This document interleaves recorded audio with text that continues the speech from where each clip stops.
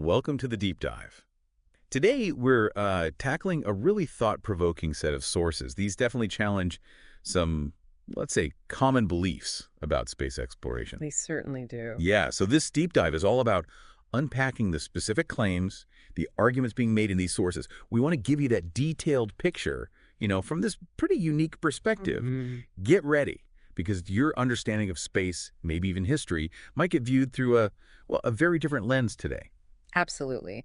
This material, it presents a whole series of fascinating contentions. We're talking observations about photos, historical accounts, alleged discrepancies in the official stories. Right. Our goal here is really to meticulously unpack each point, give you those granular details from the sources so you can see clearly what arguments are being made and, what they imply. We're focusing on the what and why according to these specific sources. Okay, so let's dive in. The sources seem to kick things off with visual stuff, right? Pointing out what they call anomalies. What are some of the first examples they bring up, like photo or video things? Well, yeah, what kind of emerges straight away is this challenge to the authenticity of space images themselves. Okay. The source points to things it sees as inconsistencies. Like there's this claim about a 2017 NASA video space station upgrades, where the source says the ISS looks like it's, and I quote, floating around in an underground swimming pool. A swimming pool? Seriously? That's the description they use. Then they look at footage from Harvard's website, which is NASA footage, mind you, showing the sun rising over Earth. And the source calls the horizon odd or weird. And it claims the usual fisheye lens effect you often see in these wide space shots. Well, it's missing here. Interesting. So they're questioning the basic look of things from the get-go. Fundamentally, yes. Questioning the visual evidence provided. All right, so moving on from those sort of initial visual points, the sources then jump straight into the big one, right? The 1969 moon landing. Lots of debate there, always. What about, say, audio discrepancies? What do they flag? Okay, yeah, the audio is a key point for them. They look at the audio from July 20th, 1969, the landing itself. And the source asks, basically, why wasn't the astronaut's voice heard clearly if he was supposedly on top of a rocket engine landing it? They suggest the sound of the rocket engine was just, quote, forgotten to be included in their little video cast. Forgotten. That's the implication. And building on that, the source argues a rocket engine landing like that, it should have kicked up a huge amount of dust, created a dune all the way around it. They specifically mention a crater. Right. You'd expect a significant impact mark. Exactly. But according to this material, there's no crater visible at the landing site. None at all. So what's their conclusion then? Their conclusion is that the landing must have happened on a sound stage. Wow. Okay. That's a huge claim right there.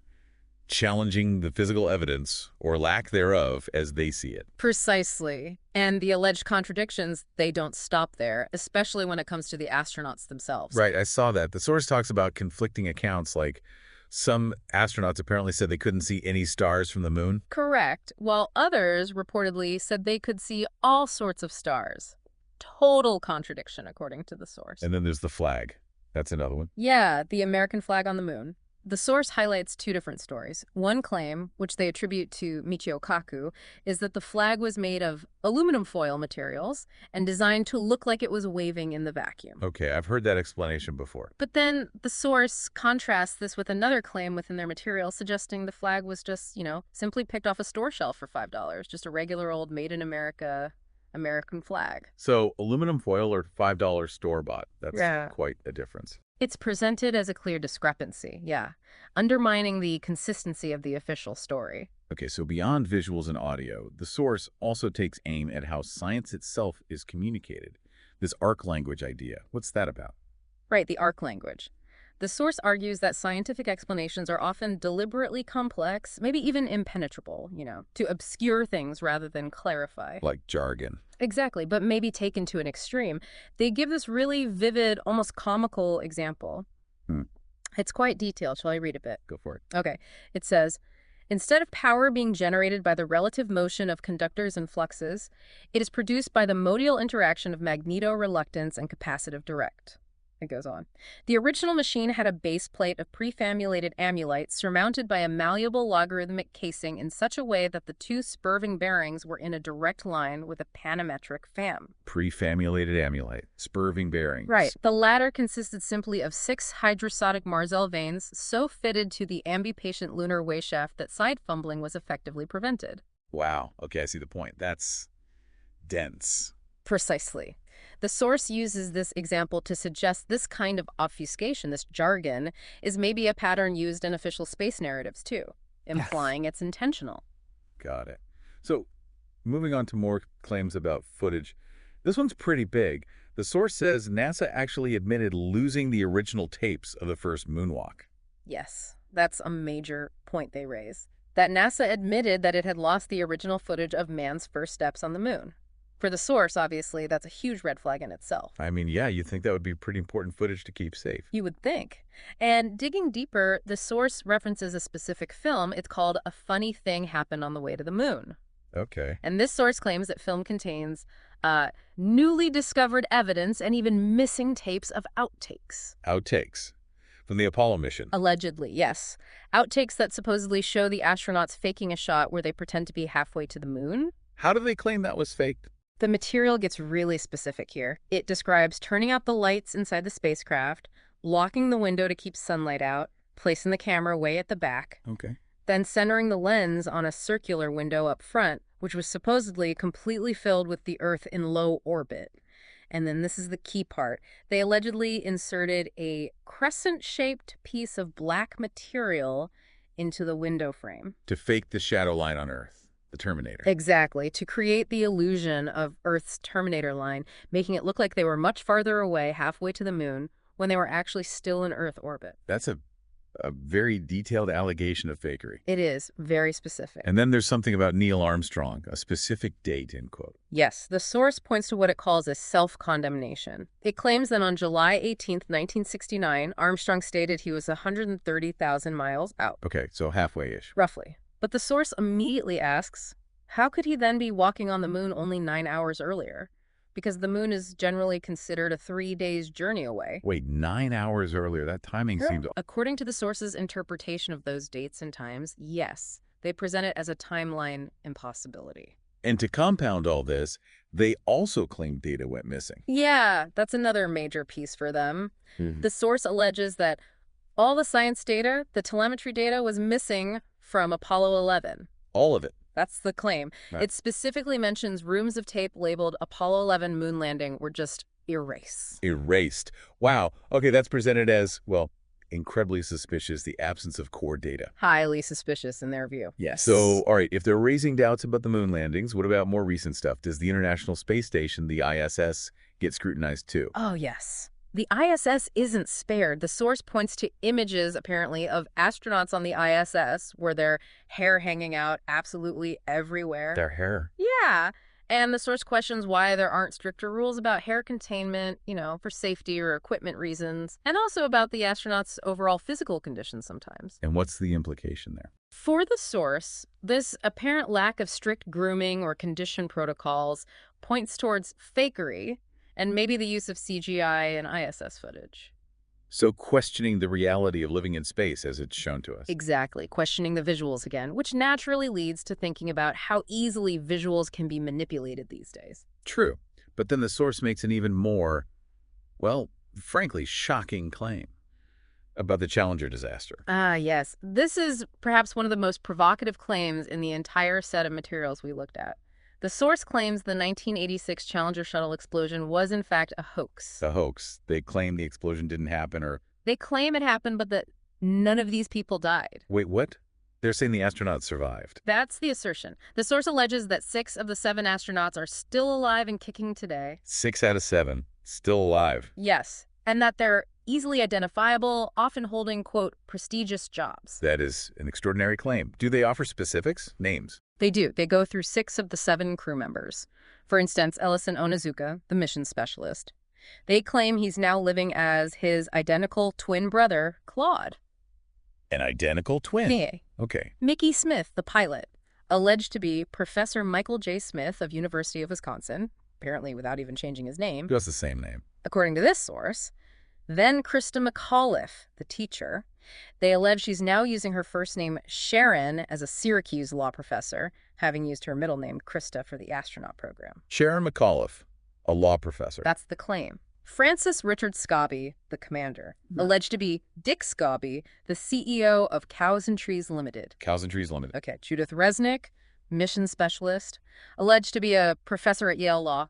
Again, without changing her name. Another one with the same name, at Yale Law. And finally, Ronald McNair, mission specialist, claimed to be living as his identical twin brother, Carl McNair. So 2 alleged identical twins, 2 using the same name in academia, 1 slightly changed name in law, and 1 CEO. That's incredibly specific. Very specific allegations, and the source actually compares the situation to claims made about the Sandy Hook incident, suggesting people played multiple roles there too, like a grieving father also being a SWAT team member.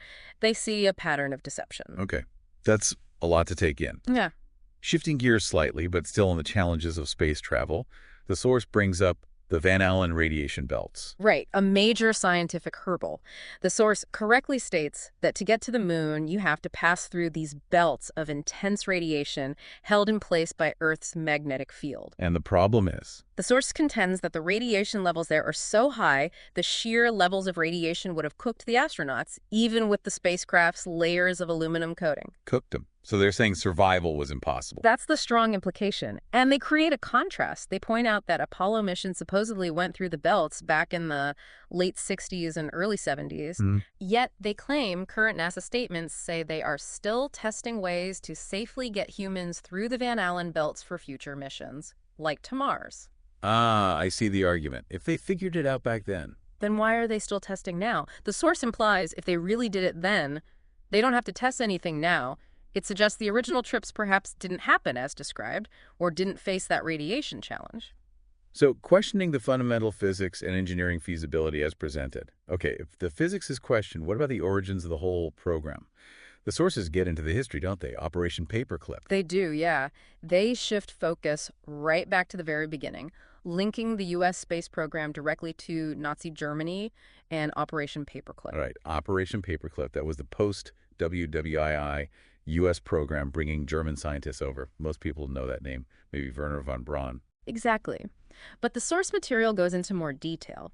It emphasizes Wernher von Braun's role building the V-1 and V-2 rockets for the Nazis, specifically mentioning the use of thousands of Jews and French resistance fighters as slave labor. They name the sites: Peenemünde and Middelwerk. Middelwerk, wasn't that near the Dora concentration camp? Precisely. The source highlights that connection. Then it makes a pretty startling claim about the numbers. What's that? It claims that after the war, 1,500 of the top Nazis never went to trial.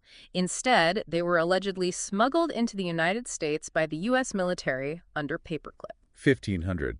That sounds like a much higher number than usually discussed. It is. The source specifies they came in through places like Boston and West Palm Beach, Florida.